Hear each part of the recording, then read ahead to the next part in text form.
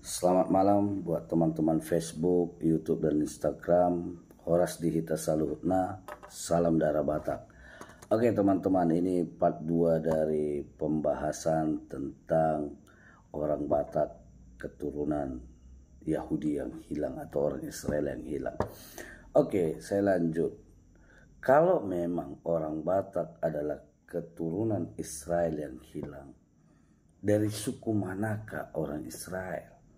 Apakah dari suku Ruben, suku Simeon, suku Lewi, Yehuda, Isakar, Zebulon, dan Naftali, Asher, Gad, Efraim, atau Benjamin? Dan kalau memang dari ke-12 suku itu, orang Batak bagian dari salah satu dari 12 suku itu, apa buktinya?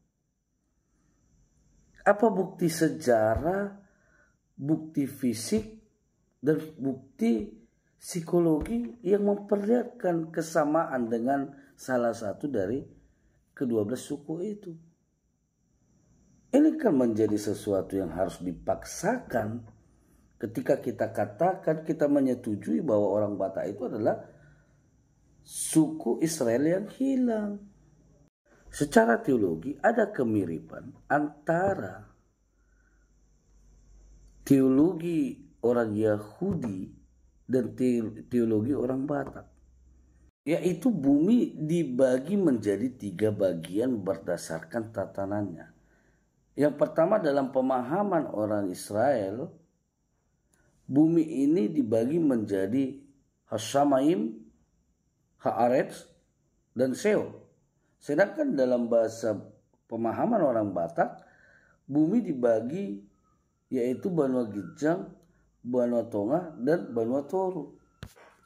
Di dalam pemahaman orang Yahudi atau orang Israel berdasarkan agamanya, Hashamayim itu hanya ditempati oleh satu Tuhan, yaitu Adonai dalam bahasa Ibrani. Sedangkan di dalam orang Batak, bahwa Banua Gijang itu ditempati oleh banyak Tuhan. Ada beberapa Tuhan, meskipun dalam tahtanya dianggap Mula Jadi Nabulun yang paling tinggi, tetapi ada beberapa Tuhan-Tuhan lain yang ada di dalamnya. Mari kita baca dalam sejarah orang Batak tentang penciptaannya. Lalu berbicara Haaretz atau bumi atau tanah atau Banua Tonga dalam pemahaman orang Batak, memang ada kesamaan bahwa segala yang diciptakan oleh Tuhan atau Mula Jadi Nabulun ditempatkan di Banua Tonga atau di Haaretz atau di tanah atau di bumi. Tetapi mari kita lihat ada perbedaannya. Pemahaman Haaretz dalam bahasa Ibraninya yaitu bumi tadi berpusat pada Taman Eden. Taman Eden itu berada di daerah Timur Tengah menurut sejarah Alkitab. Sedangkan Haaretz atau Banua Tonga yang dipahami orang Batak itu berada di Pusubuit, di Samosir. Jadi nggak jumpa tentang itu. Kita lihat mengenai Sheol atau tempat orang-orang yang sudah meninggal atau dipahami oleh orang Batak adalah Banua Toru. Kita lihat memang secara kemiripan bahwa Sheol atau Banua Toru adalah tempat-tempat di mana orang sudah tidak bernapas diletakkan. Tetapi ada perbedaan teman-teman secara prinsip, bahwa dalam agama Yahudi, orang yang sudah meninggal, orang yang berada pada posisi Sheol atau tempat orang-orang sudah meninggal, tidak memiliki hubungan keterikatan dengan Haaretz, orang-orang yang berada di bumi atau di Banua Tonga yang dipahami oleh orang Batak. Sedangkan orang Batak menganggap bahwa orang yang berada di Banua Toru masih memiliki keterikatan. Lewat apa? Lewat tondinya atau rohnya. Ini kan berbeda secara teologi. Hanya saja pembagiannya saja yang mirip, tetapi secara prinsipnya itu berbeda.